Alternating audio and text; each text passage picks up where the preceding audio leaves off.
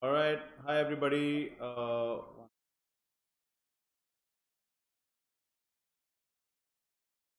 Guys, can you hear me?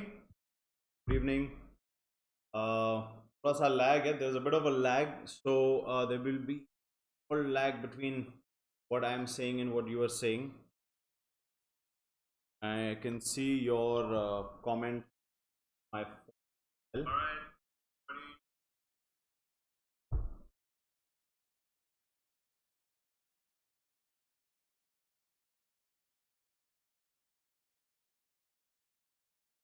Okay.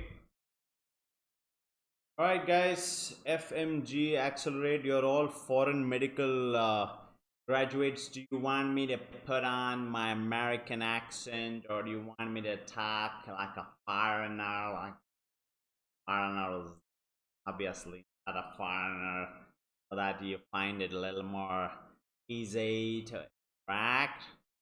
Let me know. I'm waiting for all of you to join. Oh, now what's my password? Okay.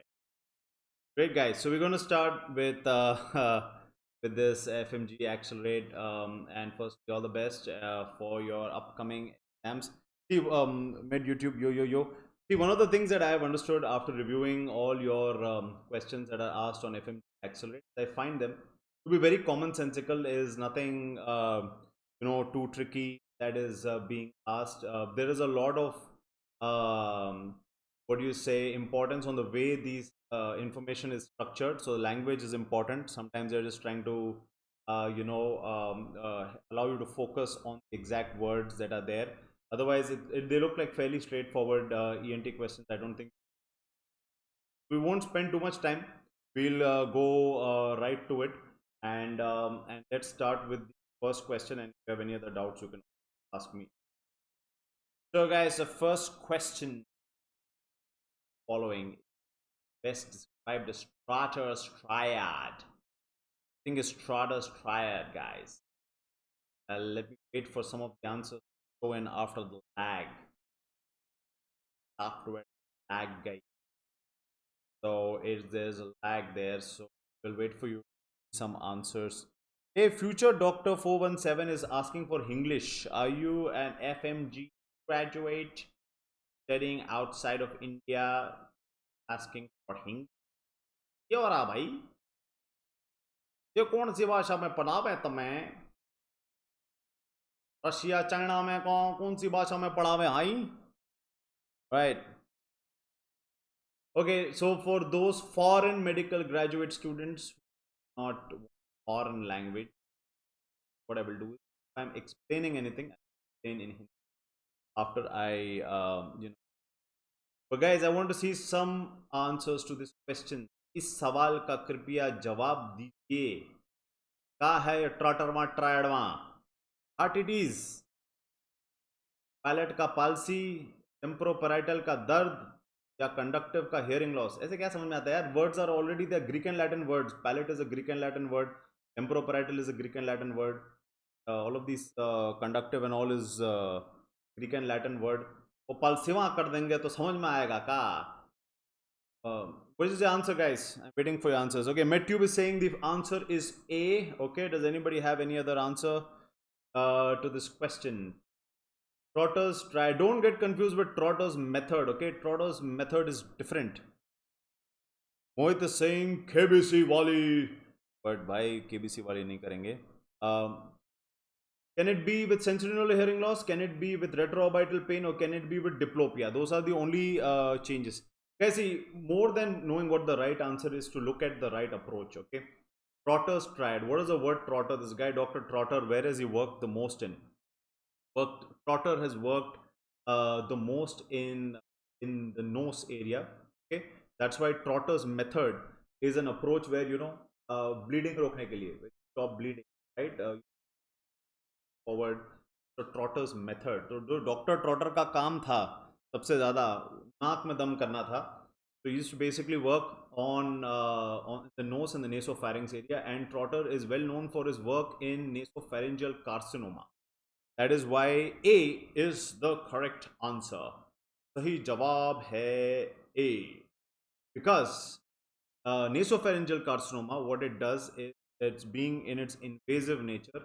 एक तो it will block the eustachian tube opening, because nasopharyngeal carcinoma arises from, does anyone know where does a nasopharyngeal carcinoma arise from in the nasopharynx? Yeah,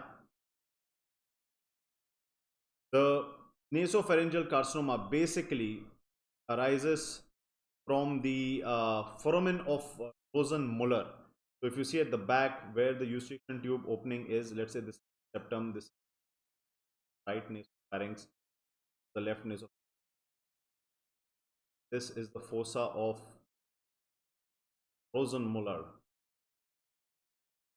And this fossa of Rosenmuller, and when this tumor is there, it will block the eustachian tube, causing conductive hearing loss. Then it will press on the trigeminal nerve and the vagus nerve, causing palatal palsy and neuralgia, trigeminal neuralgia and pain.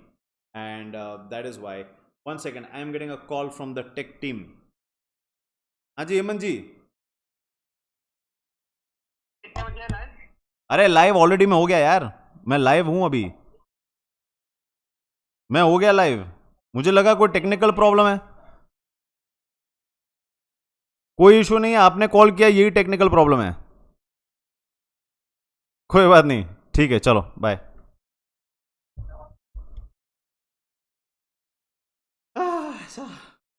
ऐसा होता है, तुम्हार फारनवा में होता है, कई सब फारनवा में होता है. ऑलराइट. ओ नानी जी, नमस्ते नानी जी आ गई.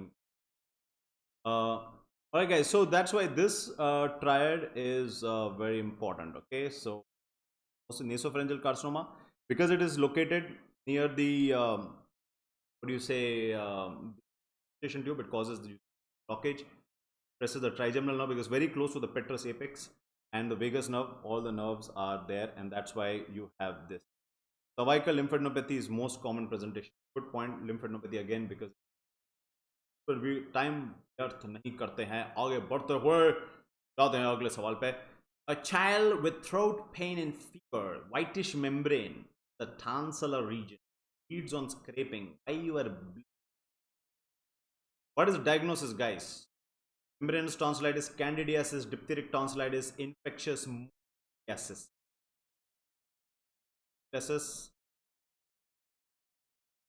What do you think, guys, for this one?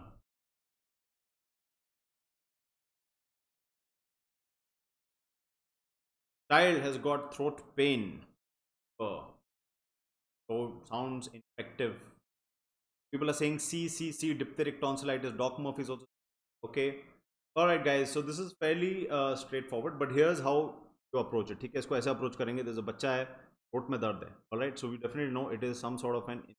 But when you look at these options, acute membranous tonsillitis, candidiasis, diphtheria, and infectious mononucleosis, इसको आप कैसे करेंगे?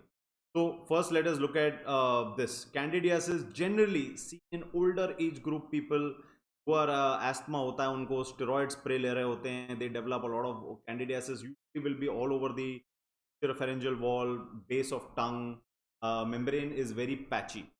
Okay, so एक तो वो can exclude it that way. Infectious mononucleosis is known as the hissing disease, youngsters, caused by Epstein-Barr virus.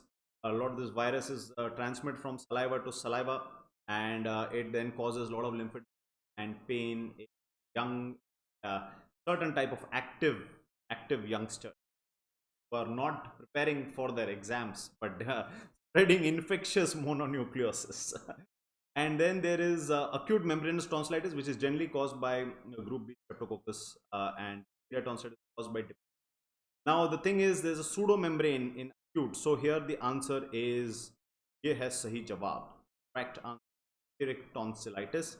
And you can see over here there is a membrane. This membrane is so strongly adherent that if you pull it out, it causes, otherwise. The additional symptoms that you should know, which has been asked in diphtheria, and this is also seen one of the patients that I had during my PG. Even though because of the vaccination program, not many kids come with DPT, with diphtheria. But if a child with diphtheria is successfully treated with antibiotics, diphtherial antitoxin, You have to observe the child or monitor the child for a few days even after that, even at home, because they have a very high risk of what is called as myocarditis. So children generally, what happens after they recover, they go back to playing, and that playing myocarditis can then trigger an acute cardiac event, and that can be very dangerous. So when there is a child with diphtheria, and if you see anything related to heart rate or myocarditis, or suddenly a child becoming comatose or unconscious or having a cardiac event, that is also a clue that points towards diphtheria. But whereas with strep throat, there is another kind of cardiac problem, which is valvular disease problem, because there's something called as rheumatic heart disease. Rheumatic heart disease is a condition where the antibodies to the streptococcus is confused. Body confused हो गया, एक जैसी दिखता है, So instead of killing the bacteria, it's also killing things that look similar, which is there on the, it is there on the. So the streptococcus bacteria looks very similar on the valves of the heart and in the kidneys. So they can have glomerular nephritis and mitral regurgitation. So those are some of the common things that you should know. All right, guys. Now this is a tricky question. Okay, it looks very simple, but if I look at the wordings, मैं खुद 3 बार confuse हो गया था इसको. So I want you to read this properly. Okay, this is a 7-year-old child, 7 साल का बच्चा, had epistaxis, presented with epistaxis, is bleeding from the nose, and both side nose is also blocked after he fell down on his face. So there is a swelling around the nose. Okay, what is the further treatment of this child? Trust me, if you just change the sentences, each of these answers look correct. Okay, it could aspiration of septal swelling, anterior nasal packing, complete septal excision or incision and drainage. First tell me what is happening over here. It's a confusingly worded case history, but yeah, if you follow this the way it is written, the answer is very clear. But what do you think this is? Okay, like see, Doc Murphy is saying it is hematoma and he thinks to do incision and drain. All right, what about some other people? Somebody says doc with PVC is B, it is anterior nasal packing. So B hai ya D hai, to be or not to be, or to D or not to D. Hematoma is what people are thinking it is, and future doctor 417 is like मैं aspiration करेगा, अलग ही रहेंगे. No, we're not following the trend. So guys, here's the thing. Okay, this is the word that will change the epistaxis. Now if somebody has septal hematoma, that basically means the bleeding is happening within the septum, between the septal wall. And hey Aditya, philosophical questions like how I can clear NEET UG and all बाद में करेंगे. अभी जो foreign में पढ़ रहे हैं, we will focus on them. All right, but I will answer your questions later on. Now the word over here is epistaxis. Okay, epistaxis. If there is bleeding in septal hematoma, it's unlikely there will be any external bleeding, because it's a blood that is collected within the septal wall, between the septum and the mucoperichondrium, and that's why the child will have nasal blockage because of the septal hematoma that you can see like this. For example, you can see this is septal hematoma that is seen here, right? There will be no active epistaxis, but here if you see in the question, they're saying the child presented with epistaxis. The nasal blockage could also be because of the blood clots which is there over there. So just because there is epistaxis, I would then say the answer is packing, because the first step is to control, and here the only option that is showing anything that you can do for controlling of bleeding is anti-packing. If this word epistaxis was not there and a child was fallen down on the face with bilateral nose blockage and swelling around the nose, of course my answer would then be incision drainage with an swelling catheter, that case. But since epistaxis is there, guys, for that logic, and I say that we have to do packing. Generally, whenever there is any broken nose or fracture, there will be swelling around the nose, inside the nose. There's swelling around the nose. Could be a nasal fracture and there's bleeding inside, and there are clots that are there, and that is why okay, and packing. So focus on the wordings, guys. Sometimes you may get confused because they are you're then fracture and swelling around the nose, but taxis and septal hematoma very unlikely. There is bleeding coming through the wall, unlikely that it is. Yeah, Doc Murphy, voice is lagging. I know there is a gap between what you're saying and what I'm saying. That's why I'm spending time going on repeating the question so that by the time I get your responses, I can move forward. But I hope you can hear me clearly. As long as you can hear me clearly, that is fine. Okay, now guys, patient presented with earwax, underwent syringing, and during syringing developed syncope episodes. So the answer over here is very clear. We won't waste time. Arnold's nerve. It is basically the auricular branch of vagus nerve. You cannot understand my handwriting. Show this to a pharmacist. Paracetamol or whichever drug is not. That's why I have taken special pains, put down text so that you can get to actually correctly. Now the auricular branch of vagus nerve supplies this posterior part of the canal wall. So the moment you pull it or you're doing too much of any procedure there, the patient will first cough because of the parasympathetic lung response, cough, and afterwards the patient will go into bradycardia. So for you as a doctor, if any patient coughs during any stretchy procedure, you have to take a break, allow the vagal response to reverse. If you continue, patient will go into syncope and bradycardia. Keep it in standby. And also medical legal papers. Auricular temporal nerve supplies the sensory supply to the outer surface of the auricle along with the auricular nerve. So they are not involved. Very straightforward question. Let's not waste. Okay, here another confusingly worded question, guys. Okay, here also thoda confusion. Focus on the words over here. A patient with CSOM presented with a Rene's test positive and fistula test positive. Then patient refused treatment, came back 2 months later with a negative fistula sign. What is expected tuning fork finding in this patient? What happened to the patient? First fistula was positive, then fistula became negative. Kya ho raha hai? Positive, negative. Oh, so and these options very confusing. False, negative, false, positive, true, negative. This is your true test. If a confusing question like this you can answer correctly, then you are evaluating it correctly. Now Doc Murphy is saying it is B. Okay, Doc Murphy says it is B. What about others? He says it's false positive Rene, whereas Doc with PVC says it is false negative Rene. Doc Murphy is saying false positive Rene. So both answers are false positive and false negative. What do you think it is? Guys, think about it, yeah. Patient at CSOM. So in CSOM, what will you see? What is Rene's? Rene's is basically testing whether air conduction is better than bone conduction. If air conduction is better than bone conduction, there tuning fork जब आप मारते हो और कान के पास रखते हो and bone के पास रखते हो, and when you stop hearing it and you keep it back near the ear, the sound continues. That means air conduction is better than bone conduction. So that is what is called as Rene's positive, right? Correct. Now this patient had CSOM. So CSOM means there's going to be conductive hearing loss. What happens to Rene's in conductive hearing loss?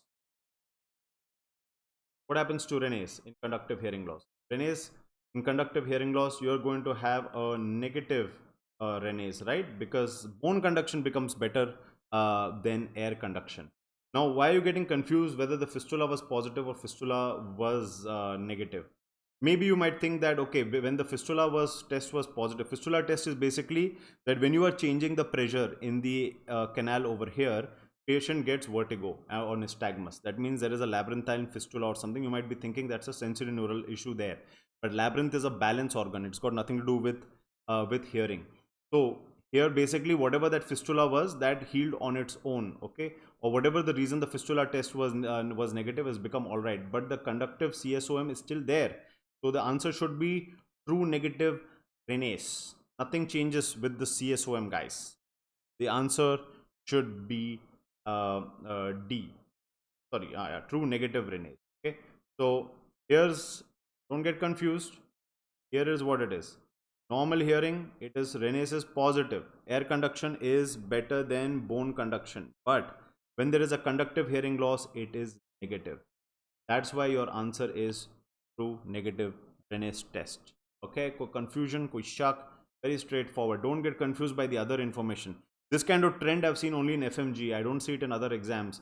They give you a very direct information in your question, but they add some additional drama to it, which makes you overthink and then you miss out on the point. Like here, whether fistula positive, the abhi to negative hai na.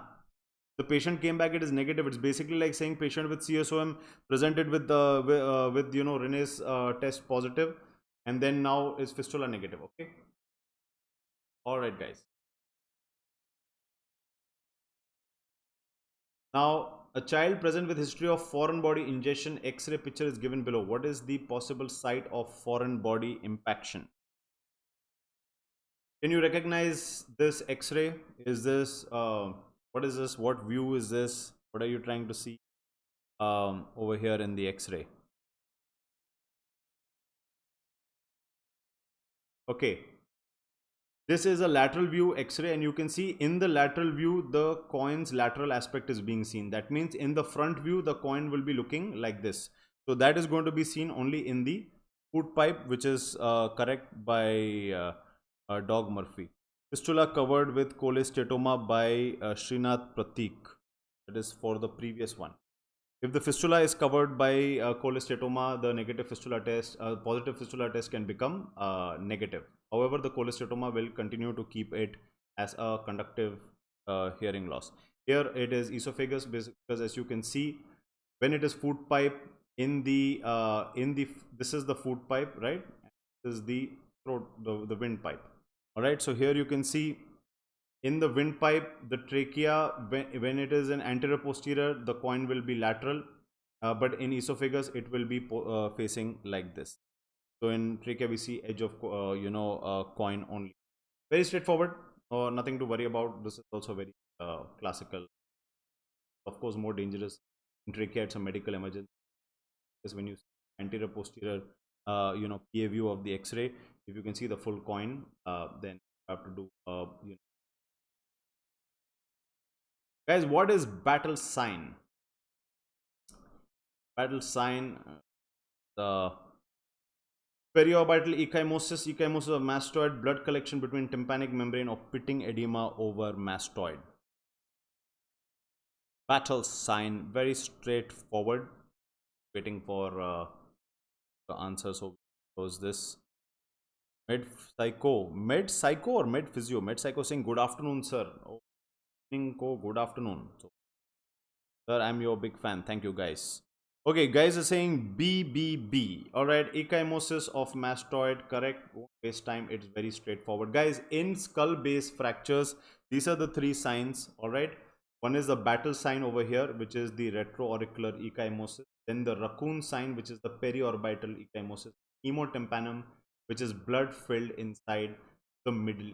All of the three are basically signs of skull base fractures. If I give you one tip, guys, while you're doing your preparations, if you make a table of all the signs in ENT, the named signs of ENTs, named procedures, named maneuvers, and study three nerves: facial nerve, recurrent laryngeal nerve, basically two nerves: the recurrent laryngeal nerve, superficial laryngeal nerve. Study the vagus nerve and the facial nerve, and all the signs and the procedures, maneuvers in ENT. You're most likely, going to be able of the that is where the tricky questions come from. So middle crania, cranial fossa or base, skull of base fracture. Okay, guys, which of the following is true about Little's area? Sometimes they ask extremely simple and questions. Kesselbach's plexus is present in the Little's areas, present on lateral wall of nose, posterior part of nasal cavity, or a rare site of epistaxis. You think it is fairly straightforward, and that is going to be the Kesselbach's plexus for the little called as very straightforward collection of the nerves. So your anterior and posterior ethmoidal arteries are basically coming from the ophthalmic artery. The sphenopalatine, greater palatine are coming from the maxillary artery. Supralabial arteries coming from the artery. All of them confluence together to form the Kesselbach's plexus. Note there is a posterior plexus which is a venous plexus called as the Woodruff's plexus, which is commonly a cause of oozing, posterior bleeding of the nose, where you do a posterior nasal pack. Here you can do an anterior pack or the Trotter's method, to pinch the nose. Now there is a little bit of a controversial question. Sometimes some people ask, and some Indian medical books also have not updated that information. They say the posterior ethmoidal artery is not a part of the little plexus. Which of these arteries are a part? All except. But newer research and newer publications, I think 2020 or 2021, have shown that the watershed area, so all of these arteries, they have a watershed area.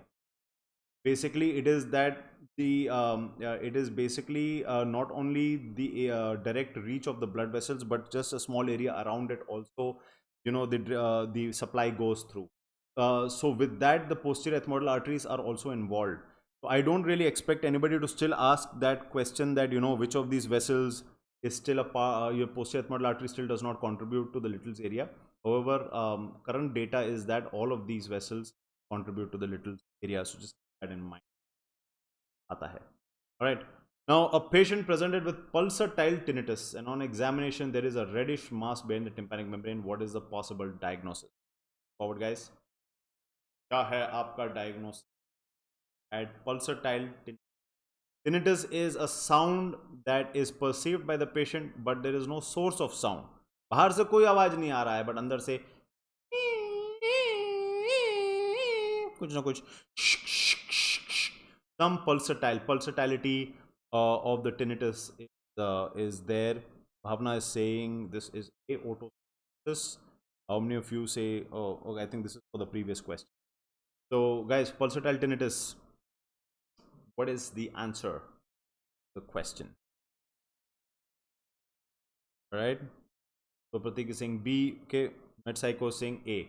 So whether is it A or is it B? Somebody says C or D also. So हम लोग एक consensus पे पहुंच सकते हैं. Guys, the answer is glomus tumor. See, anything when it is pulsatile, you have to think something vascular. That is what the clue is. If it is pulsatile, it is a blood vessel. It is vascular. Okay, glue ear, congenital cholesteatoma, otosclerosis do not have anything to do directly with a blood vessel vascularity. But a glomus tumor is coming from the jugular vein, jugular bulb, right? So this is, what is the sign called? Okay, so this called as the rising sun sign. Okay, rising sun sign. And somebody very validly also said, how do you know the sun is rising? The sun may also be setting. Isn't that a very important clinical point to discuss in research? Then somebody said, okay, this can also be called as the setting sun sign, because we cannot prove whether it is rising or setting. Then somebody said that no, because it is a tumor that is growing, it has to be rising, because when you see from one examination to the other, the size is increased. Then they made it again rising sun sign. And then another doctor said, but what if he is improving and the size of the tumor is reducing? Then shouldn't it be called the setting sun sign? And between all of this rising and setting, somehow failed to understand how to treat and manage the condition. However, these nomenclatures are more important many times. However, if the word sun comes, the sign comes, then it is glomus tumor, whether it is rising or setting or orbiting. All right, it's coming from the floor, it's coming from the base, the floor of the middle ear is where it is there. And other signs over here, the Schwartz sign will be seen over here. I have an image of the Schwartz sign. Srinath Patik is saying otosclerosis, you see the Schwartz sign. It's not seen in all otosclerosis. Very small, less than 10% proportion will see a pinkish hue, flamingo pink, which I will show because that. Alright guys, 14 साल का लड़का, reddish nasal mass, diffuse epistaxis and proptosis. What is the possible diagnosis? Okay, this is a very classic question. Everything is a keyword pointing towards the answer. Is it nasopharyngeal carcinoma, juvenile nasopharyngeal angiofibroma, inverted papilloma, or rhinosporidius? Fairly clear. You have 14 here and you have juvenile here, right? Reddish, beefy. Generally, sometimes they use the word beefy. Hi sir, Manjunath kaisa hai? Badhiya hai. Reddish, beefy appearance is also there. Profuse bleeding and proptosis close to the eye. The answer is juvenile nasopharyngeal fibroma. Very you can see this reddish mass that is there in nasopharynx area, and it comes from the lateral wall of the sphenopalatine foramens. Oh, palatine foramen. Okay, that is the origin and source. If it comes from the fossa of Rosenmuller, which is right here, you can see this is the eustachian tube opening. This is the torus tuberous, and behind the torus tuberous there is a small groove, the fossa of Rosenmuller. This is the source of origin for carcinoma, where you saw the Trotter's triad. All right, and because of yeah, so testosterone 14 plus, there's some correlation in some scientific hypothesis, right? You know, the vascular and this illness of fairly straightforward. Most of the questions that I've seen in FMGE that I've been, you know, reviewing for the last 5-10 years, they're all around emergencies, all around, you know, pharynx, pharynx. You know, not so much in the physiology or anatomical questions, emergency based and nature based. Sign ka naam, procedure ka naam, instrument ka use, those kind of questions. Okay, so that's the pattern that I'm. Another interesting question over here, slightly wordings you have to focus on. Newborn is cyanosed at birth. Cyanosed means not having enough oxygenation, is discolored blue. Baby turns pink when crying. What is the immediate management? Because it's a newborn and the newborn is not able to breathe. How will you give? Will you give oxygen by prongs? Will you give oropharyngeal airway or a CPAP or a BiPAP? CPAP is continuous positive airway pressure, and BiPAP is biphasic airway, pressure, where you keep the pressure fluctuation. What will you give the baby? What do you think this is? Why is this baby cyanosed at birth, but the baby is crying, it turns pink? Why is this happening? Know that everybody is saying oxygen by prongs. Doc with PVC and Doc Murphy as no, Doc with PVC saying A, but Doc Murphy and Med Psycho saying B. So is it A or is it B?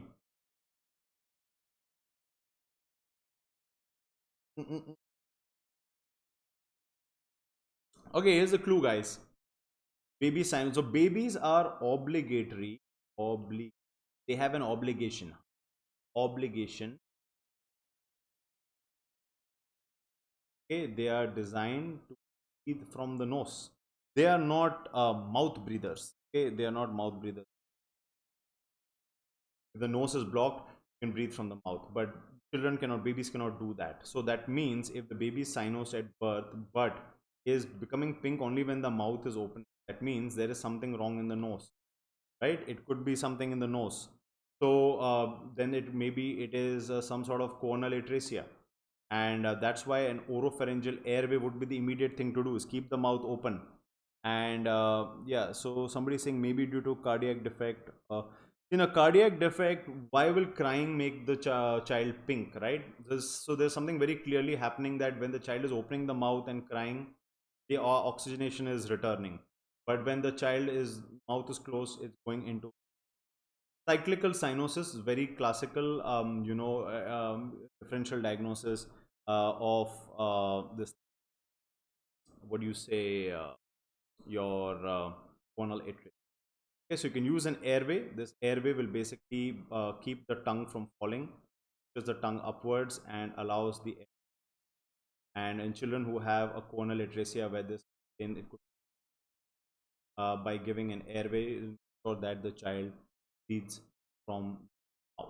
Okay, sometimes some people may take a modified nipple, make a hole in it and mouth, so that the baby starts doing suckling action and basically starts taking air. All right. Now, 6-year-old child presented with history of mouth breathing, high arch palate, failure to thrive, and hearing loss, difficulty in breathing on and off. This is the best management. सारे जमीन पर look of a child who has an adenoid facies. So generally, when a child who has adenoid facies, where you know, I'm blocking the. Generally, when you have a child with and because the adenoids are blocking all the air and the oxygen that's going, the facial development is not proportionate. Because the facial development is not proportionate, you have to, because there is a hearing loss, conduct loss, we have to do. None of these are doing both. Okay, they are adenoidectomy, adenoid tonsillectomy issue. So this is a fairly straightforward uh, that your methods, as well as now the grome insertion is in the antero-inferior quadrant because there is no importance there. When you make an incision, now in anterior-inferior quadrant, when you have chronic otitis media, a kind of quadrant. But when it is acute suppurative otitis media, before the stage where the pus is going to go and come out, before suppuration, stage of suppuration, the pus comes out. At that point, we make a J-shaped or a curvilinear incision. Why do you make a curvilinear incision? Because you don't want this to immediately, want all the fluid to evacuate, glue-like fluid to evacuate. So if you make it along the lines, it will close up very quickly. But if you across the fibers, remains open for some time, so that it will heal after the after the pus has been evacuated. Yes guys, voice lag is there. We don't know what to do about it because internet seems fine, but for some reason when I'm talking and when you are responding, there is lag. But another diphtheria patient, very fascinated with diphtheria. FMGE examiners, patient's right vocal fold palsy. What will be the management? Wait and watch, gel foam, thyroplasty, or fat injection. Guys, first of all, tell me what is the difference between a vocal fold and a vocal cord? What is the difference between these two? Is there any difference between the vocal fold and the vocal cord? Except for the spelling.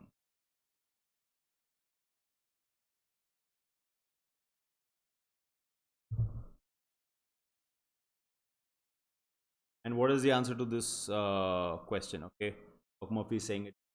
Watch. Yeah, wait and watch. Think about it. Gel foam, thyroplasty, fat injection. Alright guys, so very simple thing over here. Okay, don't get worried about vocal fold or vocal cord. This is the thing that you have to think about. It's diphtheria. Whenever there is an infection and there is any sort of palsy, it's likely going to be transient. Unlikely for it to be something permanent for you to do something else about. So wait and watch would be the most clinically sensible thing to do over here. Now in vocal cord palsy, you have to understand that when you're doing thyroplasties like this, okay, type 1 is anterior medialization. There was a question asked, will you do an anterior medialization? Whenever there is a vocal cord palsy, the vocal cord will stay in the cadaveric. But when there is recurrent laryngeal nerve palsy, then the only nerve that the recurrent laryngeal nerve does, the only muscle that the recurrent laryngeal nerve does not supply is the cricothyroid muscle, right? The cricothyroid.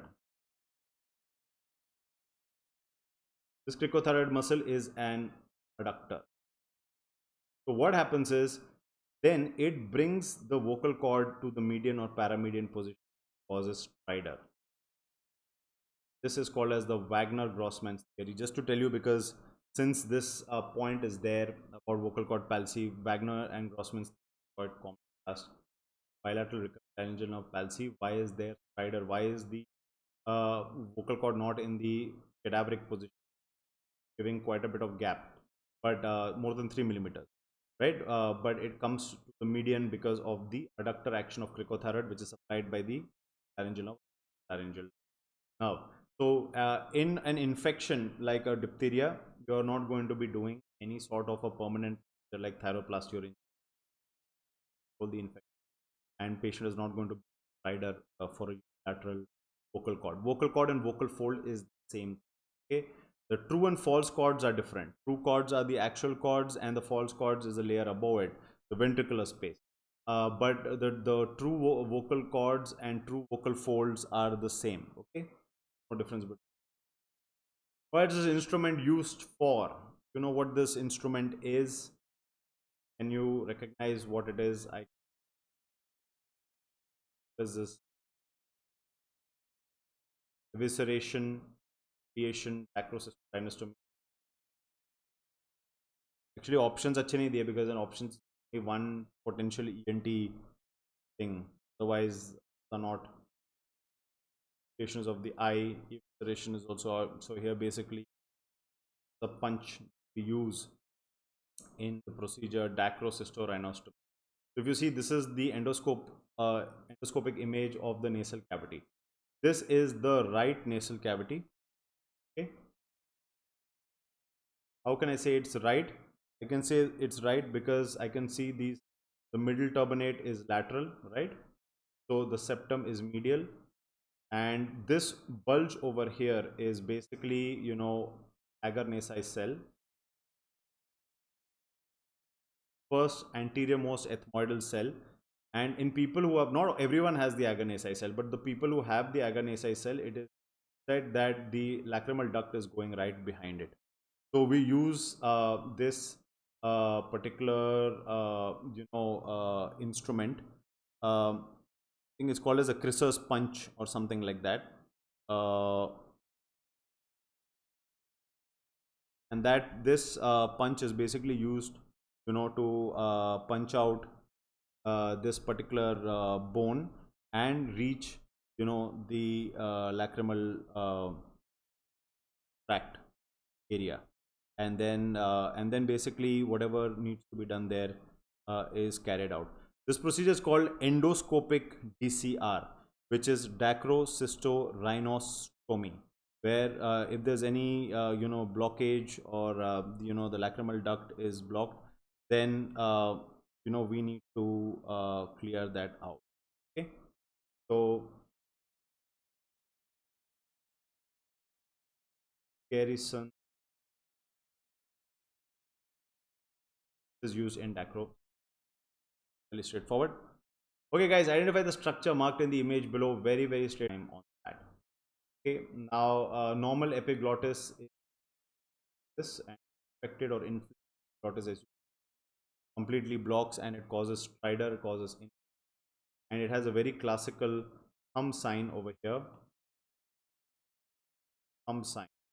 Okay, that is seen when there is an glottis. Now there is a question asked whether there is an omega shaped epiglottis that is not seen in epiglottitis. Omega shaped glottis is laryngomal. Question on that. Okay, now guys, another question over here which you should know: mucormycosis will be seen where? Will it be seen pregnancy, diabetic ketoacidosis, childhood, or childhood में तो होता नहीं है. We all know, thanks to COVID, that mucormycosis is a condition of compromised, so children not that immuno. Can it be leukemia? It can be leukemia. People are immunocompromised. Pregnancy, people are immunocompromised.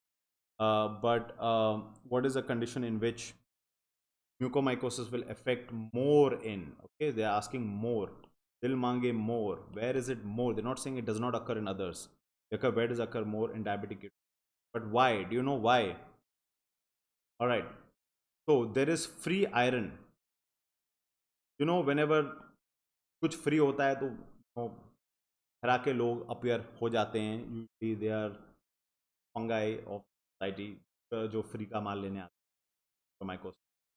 Like that, when there is free iron and acidic pH and blood sugars are high, it is like a party for them, and that's why mucormycosis high in that.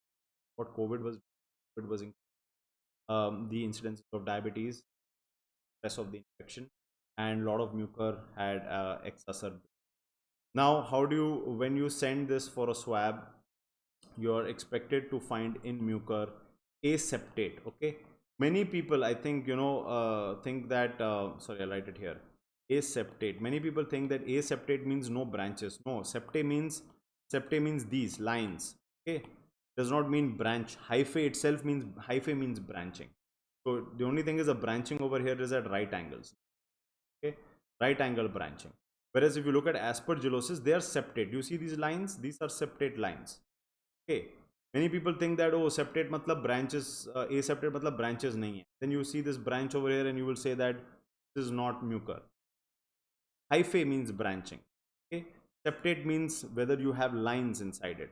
Are those demarcated? Are there demarcated compartments? In aspergillus, you will see these septates, whereas in mucor, you don't see any of those lines. No line, whole path there is no. It's only 190-degree angle hyphae. Here there are obtuse angle hyphae. So it's very, sometimes you can show the image and it. Identify the sign shown in this image below. Very frequently asked celebrity question. बहुत बार पूछा जाता है. What do you think this question? Guys, Thalmann Miller sign, maxillary sinusitis, help sign और Lyrega sign. वो sign है भाई. Signs, procedures, named maneuvers, very commonly asked. Common Miller sign is the right answer. सही जवाब. आप जीत गए हैं. Right? When there is a tumor, especially in the back, especially invasive tumor, esophageal cancer, then what happens is this posterior wall of the maxillary sinus starts bowing and goes. This bowing anteriorly of the posterior maxillary wall called as the Homan sign, guys. Very straightforward sign. Okay, this is the question I was talking about. If an infant, what is the difference between newborn and infant when they use the word? That's why, PBS medical words are a new language. They're not English. Many people think that it is English. Most of MBBS is in Latin, where English eventually derived from. All right. So you need to understand this language if you want to understand a lot about how it is written, because we didn't start writing it. Come from Roman literature, Greek literature.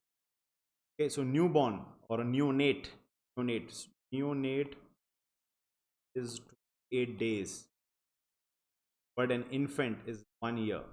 Okay, so less than 1 year, a child, 1-year-old child, less than 1 year child, presented with inspiratory stridor, and you can see this omega shaped epiglottis and called laryngomalacia, which basically means that the entire laryngeal structure above the vocal cord is very floppy, soft larynx, and that softening basically causes this to collapse. And your clue is that when it is above the glottis, supraglottis of pharynx is inspiratory stridor. This is what an inspiratory stridor will sound like.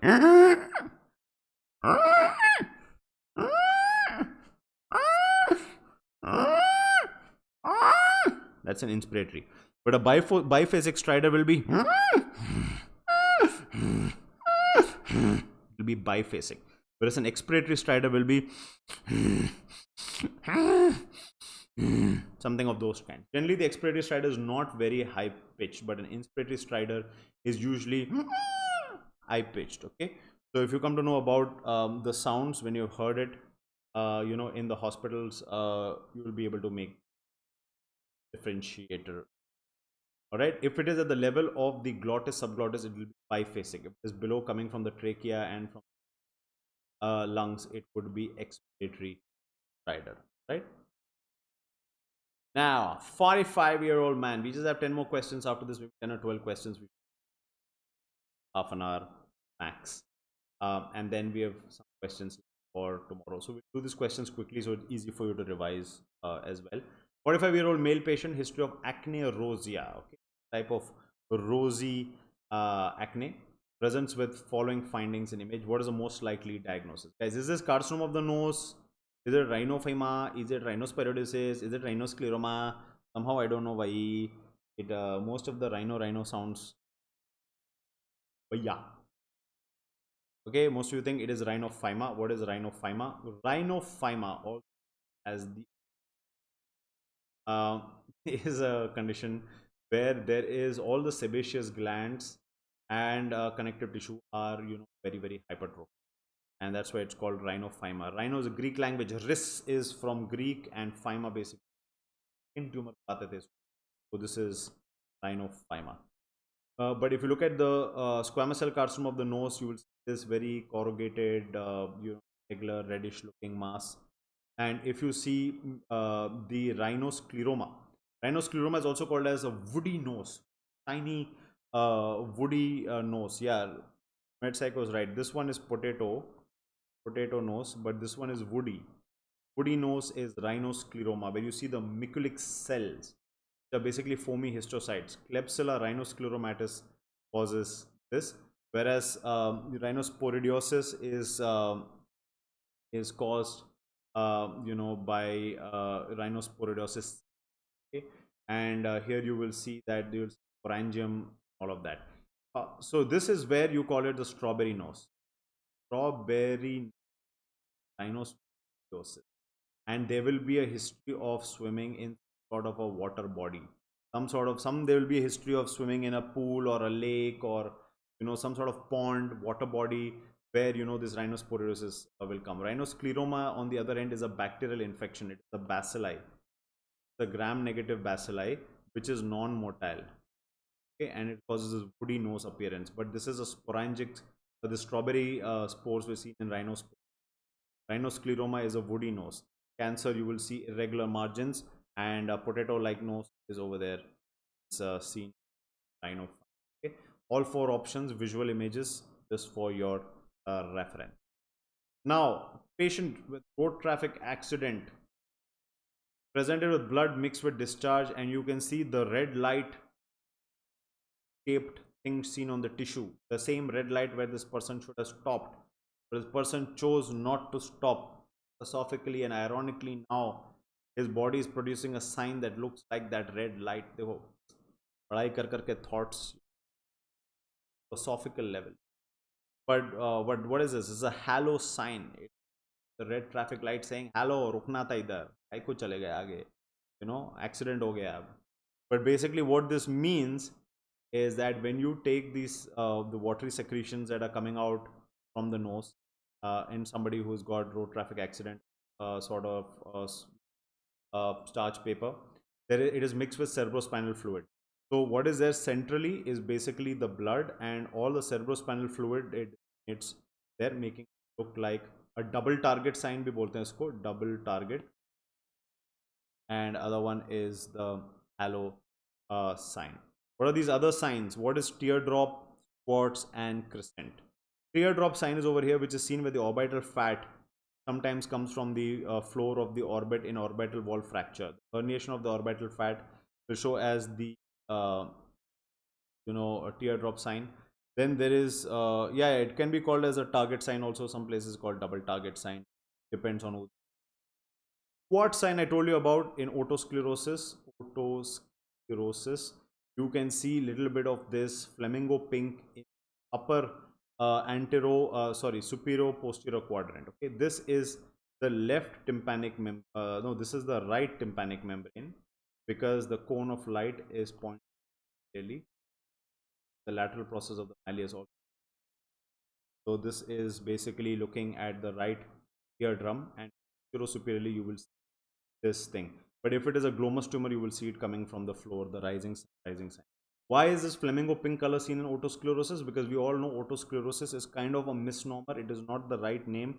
There is spongic activity. There is spongy bone, basically. A lot of vascularity in bone occurring around the oval window, and that oval window is usually around this area, and all of that blood vasculature look flamingo pink. This crescent sign is basically an avascular necrosis, a sign where you use that there is this crescentic subchondral radiolucent line that you can that is there. Okay, charge my fingers. I'm not going to be able to see.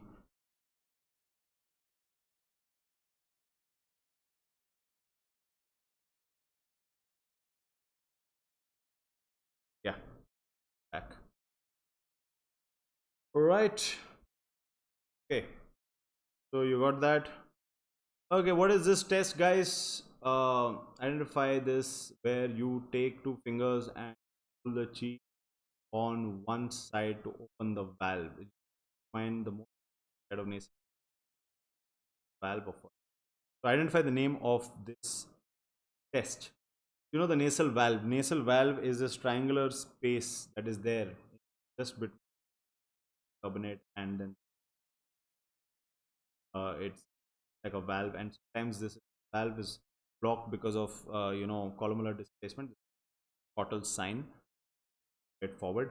Heimlich's maneuver, if somebody has something stuck in the upper airway and you catch them from behind and you increase the abdominal pressure by pressing just below the diaphragm, then the foreign body comes out. That is the Heimlich's maneuver.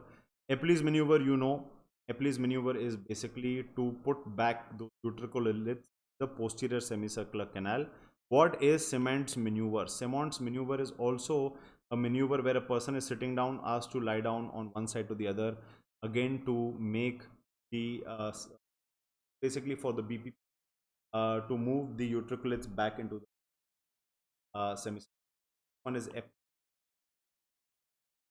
Epley's is a treatment maneuver, and Dick's Halpike maneuver is basically to do the test. The first part of the test, or first maneuver of Epley, is actually Dick's Halpike. After that, everything that happens is to move the utricles back. Utricoliths, or the stones that come out from it, again word. पढ़ लित लेते समझ में आता. A patient presented with bilateral neck swellings, temporoparietal neuralgia, unilateral hearing loss. What is the likely diagnosis? Same question that was asked before is asked in a different way, so we won't waste any time. Nasopharyngeal carcinoma. Okay, so we won't waste time on this. Here again, child presented with nasal discharge, obstruction, recurrent URTI. Child has mouth breathing, high arch palate, failure to thrive. Again, adenoid hypertrophy asked in the same way. So I think FMGE is pretty much fixated on adenoid, nasopharyngeal carcinoma, fibroma, laryngomalacias, epiglottitis. So all common emergencies or things that you need to know as differential diagnosis appear. So your past questions don't really appear to be anything tough or complex. Fairly easy, right? 3-year-old child having inspiratory stridor. Diagnosed with croup, laryngeal croup. Laryngeal croup is also called as laryngotracheobronchitis. That is called croup. Laryngotrache. All of the following, which of the following organisms are responsible except parainfluenza, influenza, paramyxo, pneumocystis jirovecii, Italiano virus, pneumocystis jirovecii. What do you think it is? Is it Italian or is it a parainfluenza? Influenza which is a paramyxo virus. Okay, guys are saying D. Rajwal is saying D. Yes.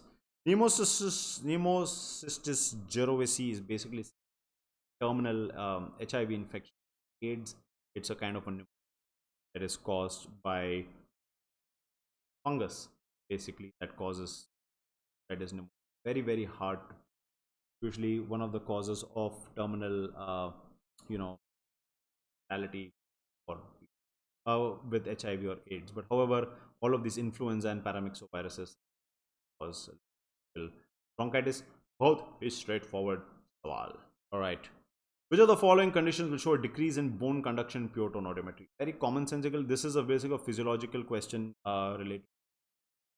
So guys, can you at that and tell me that in which of these will the bone conduction, when you do pure tone audiometry, you know what pure tone audiometry, put in a soundproof and you've been given a headphone and you up something and different sounds are coming at different volumes, which is decibel is volume.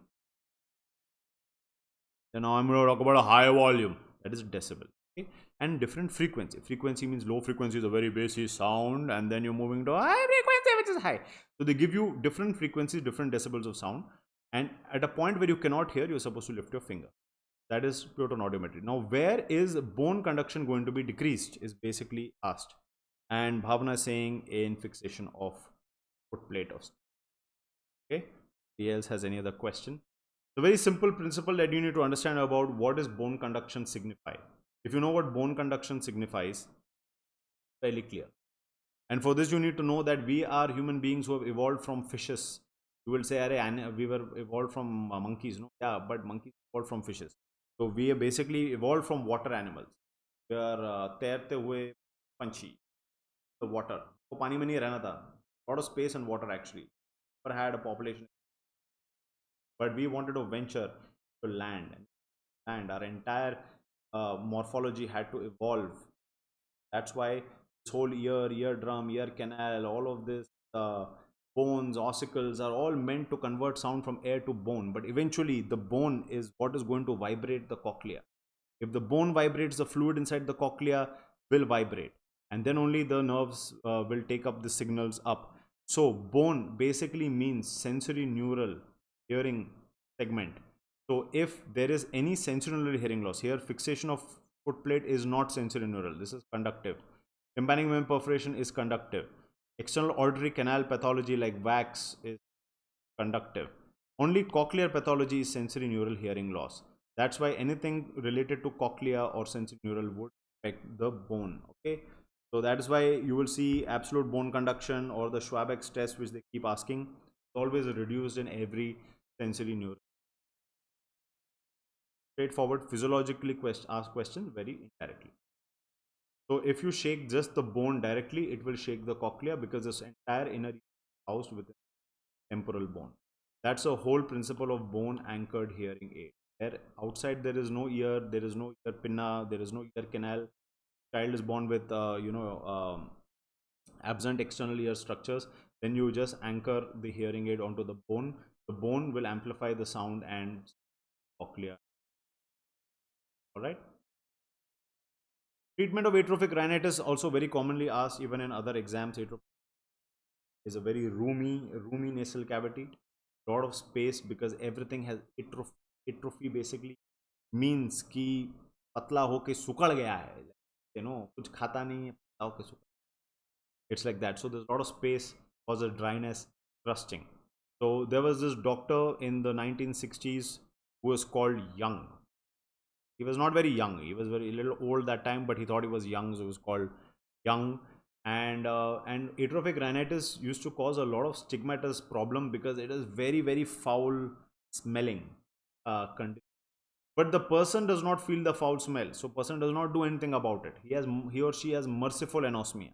So what happened is this guy, Dr. Young, when these people with atrophic rhinitis used to go for the British parties, a lot of people would complain, "Oh my God, look at this guy, he's smelling so bad. Dr. Young, can you do something about it?" Dr. Young is like, used ekdam desi dimag. He's like, "Oh, nose se bad smell, naak band kar dega apun, bandage kar dega." He took the nose and he just closed the nose. Said, "Ab smell nahi aayega." And inadvertently, while he's trying to treat the bad smell, he realized that after 12 to 18 months, when he reopened the nose, the disease disappeared. And that is why the Young's operation came into place, where they would close the nose, and after 18 months, 12 months, you would open the nose. Then they're saying that's too brutal, you can't breathe like that. So now there's a modified Young's operation where you basically leave a 3 millimeter open, and after 18 months, you do something called as a Mercedes-Benz tri-radiate incision, open back the nose flaps. And that is how the story of Young's out. If there was no bad smell associated with atrophic rhinitis, ये procedure बनता ही नहीं. Okay? Sometimes stigma can help in dark comedy. Okay, what's true about BERA? Okay, this thing with BERA, brainstem evoked response audiometry. Some people said, "Hey, BERA sounds like BERA." They now call it ABR. Call it a auditory brainstem response. So it basically means the same thing. Okay. Now, what is true about BERA? Is it invasive? Is it subjective? Subject mein. Is it done only for those above 18 years of age, below 18 years, or done for sensory neural hearing loss? Actually, here the other options are not very good. So you know that it is a non-invasive test. It is an objective test. And ABR or BERA is basically like an ECG, or like you're looking at the neuronal activity, the waves, the sound waves, or the neuronal activity in response to the sound wave transmitting to the brain, and it is done for newborns. It's done for newborn screening, done to see whether from the cochlea to the brain, is that tract going functioning properly? And that's why when you do this, the baby is made to sleep, that other neuronal activities do not interfere with the 7 waves are produced, but 5 waves are, first 2 waves are the most important, because out nerve, the cochlear nerve, cochlear, all of these new, okay, basically means that whether this sound is, whether the sound impulses, uh, electro pulses from the cochlear nerve going to the auditory cortex are going, is objective. You can't fake it. You don't have to say anything up. So it's and it is based at your sense. Anybody, even you can do an ABR test. Just have to follow. All right, guys, coming down to the last 10 questions of this session. Nasopharyngeal carcinoma associated with which of the following viruses? Epstein-Barr, cytomegalovirus, herpes zoster, parainfluenza virus. Out of all of these, if there is one that is notorious for cancer and precancerous condition, is Epstein-Barr virus. Cytomegalovirus not to do anything much with nasopharyngeal carcinoma. Herpes zoster basically causes painful vessels, those kind of, but Epstein-Barr, the one, it's a part of the, it's like a, I think it's a type 4 herpes simplex virus, the Epstein-Barr, and that causes basically a carcinoma. This one is not very obvious, guys. Pulsatile mass behind the tonsil is due to pulsatile mass behind aneurysm of common carotid artery, internal, external, or carotid body tumor. Now all the 4 options are pulsatile. Now you need to know, and this is an anatomical question, which is the vessel that is behind the tonsil. That is the, what is there going to be behind the tonsil? Look at the anatomy, then you will see that the common carotid artery is nowhere near the tonsil. Common carotid. The carotid body is over here. That is also. So here the tonsil is going to be somewhere in this. Somewhere in this area, the external carotid artery is moved laterally. External carotid artery comes laterally. Supplies the face, supplies the maxilla, the mandible, and all of those, things. So it basically has to be the internal carotid artery, right behind the tonsil. Internal carotid artery and the one that anatomical relation question. So it is not common carotid artery, it is internal carotid artery. Carotid artery is right behind pharyngeal wall. External carotid artery is lateral, okay, because it then gives a branch, the lingual artery, facial artery to the tonsil. So it does not give it from behind the tonsil, side of, as it is going in. So it is external carotid. Laryngeal crepitus is seen in all except, okay, all smokers. If you want to know whether you have cancerous condition in your throat, then take your, hold your voice box and put it sideways. You will hear some grating, and if that grating is there, that means the posterior cricoid area. Laryngeal crepitus is basically testing for posterior cricoid area, and if you are able to grate this, then it is great, because that means your posterior cricoid area is free, and there is no posterior cricoid carcinoma. Posterior cricoid carcinoma or a glottic carcinoma, you are going to see laryngeal is not there, but in laryngitis it will be there. Bronchial carcinoma and normal there. This is called as the Boca sign. Boca, बस बोका बोलेगा, उसके बाद नहीं बोलेगा. Boca sign. Boca sign, okay, is absent laryngeal crepitus, which means that now the cancer is involving space behind cartilage. Dholbaje, Dholman's operation is done for. Very simple. The other questions basically, if it's pharyngeal, is a pharyngeal pouch. Zenker's diverticula. Zenker's diverticulum. You would do a Dholman's correct answer. Fair enough.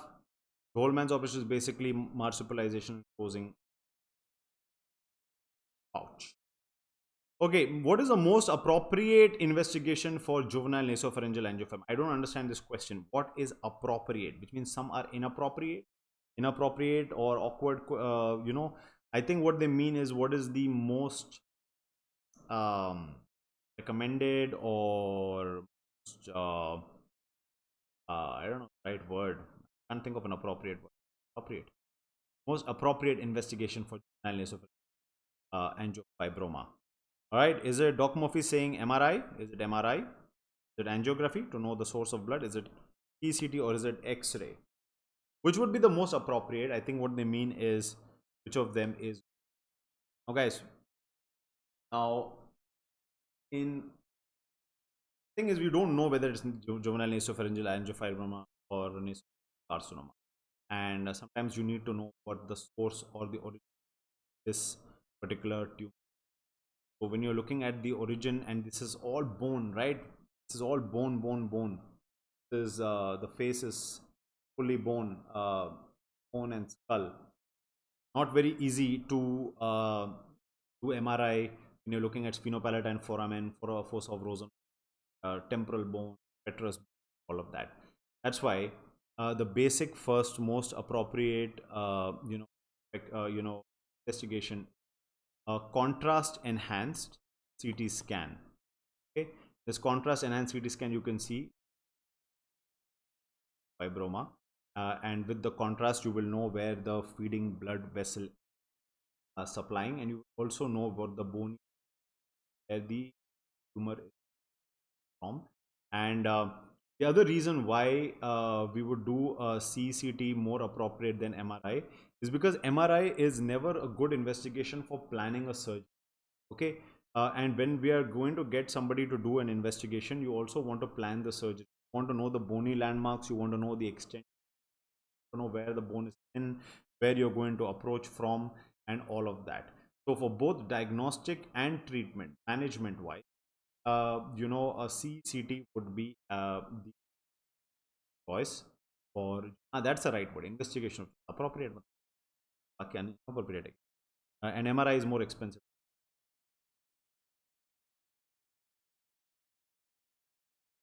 All right, last 5 questions, guys, before we take a break. Until tomorrow. A boy with a history of ear discharge with pain in the ear and hearing loss. Redness was present behind the ear. Reservoir sign is positive, likely diagnosis. if behind the ear बोल ही दिया है तो mastocytitis ही बोल दो. It is basically very acute otitis externa is outside, CSOM earlier saying that redness is behind the ear. Okay, you're seeing that it's like an ironed out area behind mastoid. Okay, now this if you don't answer, guys, then I don't know what to do. Doctor was in the ICU, came to ENT OPD April 2028. Loss of smell and taste for 3 to 4 days. No issue of trauma. What is the next step in management? पहले घर से क्यों but निकले क्या करवाने का है. All right, so all of you must have experienced this as well, of course. Fab, and I think all learn this sort of experience. So this answer.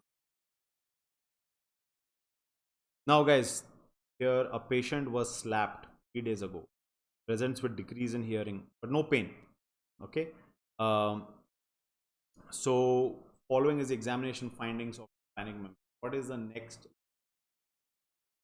Plasty, wait and watch, or antibiotics. Generally, guys, I don't think you will see such a large perforation after unless it had a perforation then got tapped. If this is the image, I'm just saying, not based on what was written in the question, just saying based on this image, we would obviously have to repair the, but not just doing eardrum and all of that. You call as mastoid explosion and tympanoplasty, right? But based on the question, because it's just a 3 day ago history, then I would do a wait and watch, because within the first 3 to 4 weeks, a ruptured eardrum would heal. But the presentation image would be more like this. Okay? You would see some sort of a linear tear, and you will see some blood that is collected in the mid space. Of this. So treating it by keeping the ear dry. Keeping the ear dry is important. Keeping ears dry, and if these two things happen, then most of the times this or spinning. Otherwise, okay, guys. A boy fell down while playing, presented with a deviated nose. Septum, however, was found to be normal. Following X-ray, the lateral view shows what is it that you think should be done. Done a septorhinoplasty, open reduction, closed reduction after edema subsides in 7 days, or swelling will automatically. If you look at this very carefully, there is some fracture of bridge. Okay, generally for nasal bridge, you don't you sort of open or septorhinoplasty, but the reduction procedures are better done after the edema subsides. So there's a lot of swelling, and if this subsides 4 days, 5 days, 7 days, then afterwards you can apply some cast over that line, and you can also assess if you really rhinoplasty for cosmetic correction. Second last question. Professional trumpet player for IPL presents with left-sided neck fusible. So swelling in the left side of the neck, but chala jata hai. What is the most likely diagnosis? Guys, if you look at all of these things, laryngosele is the one that will. Pharyngeal pouch, a normal pharyngeal pouch would not really go in on its own. Paraglossal bronchial cyst can go back in when there is no infection subsides. When there is upper respiratory tract infection, bronchial cyst that comes out from of the second pharyngeal arch, pharyngeal pouch will be there, but when the infection goes back. But here, a reducible swelling, laryngosele. Typically, when somebody is blowing a trumpet, when the air comes, it comes out. When you're not blowing a trumpet, back in classical laryngo. And our last question, guys. Patient presented with carcinoma of the piriform fossa. You know what piriform fossa is? If you see the vocal cords, right? If you see vocal cords and glottis, then this triangular spider called as the piriform, right? So this piriform fossa, they are saying that the right vocal fold is, but there is no lymph node and no distant metastasis. So what is, so now they're showing N0 M0, which means no lymph node and no metastasis. So we have to know whether it's 2, 3, 4 or 4A, right?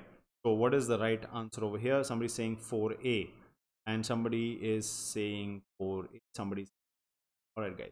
We look at the tumor staging. When tumor is limited to the larynx, okay, or invades the paraglottic space, and there is vocal cord fixation, then it basically is T3. All right, and that's why this would be T3 and N. All right, guys. So I know this was a quick session.